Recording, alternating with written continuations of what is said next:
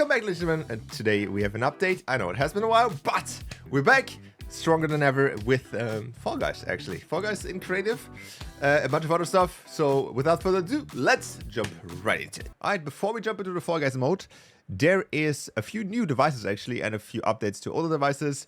First things first, we have the Creator Profile device. This is nothing special. You basically get a QR code about your creator code, so the person that has the island gets the creator code here, and there's nothing much really in here other than you can change it to not face the camera or face the camera. You can see that you can click on it and then you can open the creator profile. There's nothing really special here. I don't think it has the craziest use case. I don't think people do that too much, but you know, it's a cool thing to have. I'm not complaining. All right, on the other hand, we have one new device, which is actually pretty cool to create some certain type of gameplay, which are side-scrollers. I think most of you know Super Mario Bros. Or Terraria. These are side-scrollers, and you can now create these kinds of game modes in Fortnite Creative as well. So you have the controller here, and this only limits the movement. So if we go in here, you can see that we can start preview, and now I can only in one direction. I'm pressing W, I cannot move into this one direction or the other. So we can only move from left to right or from whatever this is actually facing. So let's actually end this here. So whatever you're facing, basically the direction here, you can only run into. So let's go this, and I can only run forward and backwards.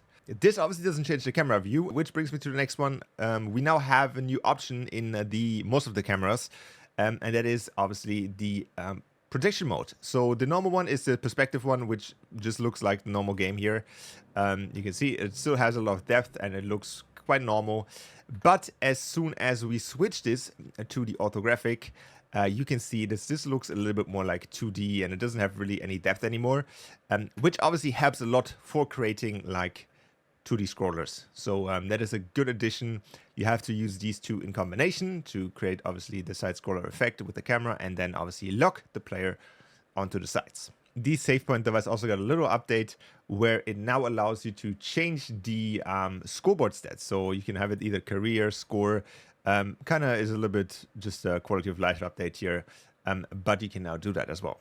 All right, if we have a quick look at the weapons, we can see that there's a bunch of old pistols being added now, which people have been asking for a while. So the full list right here, as you can see, there's nothing special here. It's just old guns added that are finally in the game. For some reason, these were not added, and they're finally in. But other than that, we now come to the big one. That is obviously the Fall Guys mode. It isn't as crazy as you might think, but how do you make a Fall Guys map in the first place? Same thing as with the Rocket Racing. You go into the island templates and then select one of the Fall Guys ones here.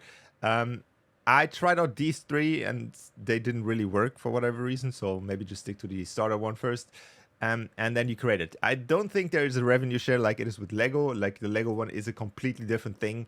So this is more like with the Rocket Racing, you basically just publish them as normal, and there's no revenue split that you also have to give to Lego if you're worried about that. All right, and once you're inside... All right, and once you're inside, you can see that your Fortnite character turns into a Fall Guys beam. So kind of the same width as Lego. Your characters turn into their respective beans. I don't think it's for all the copyrighted skins. I think they just turn to normal beans. But other than that, this is just normal creative. You can fly around, you can pick up things, you can place devices. Almost all devices are here. You obviously do not have any guns in here. So if we quickly take a look at the islands here and we look at the content, you can see we do not have any guns in here. We have normal items. And we have most of the, if not all of the devices.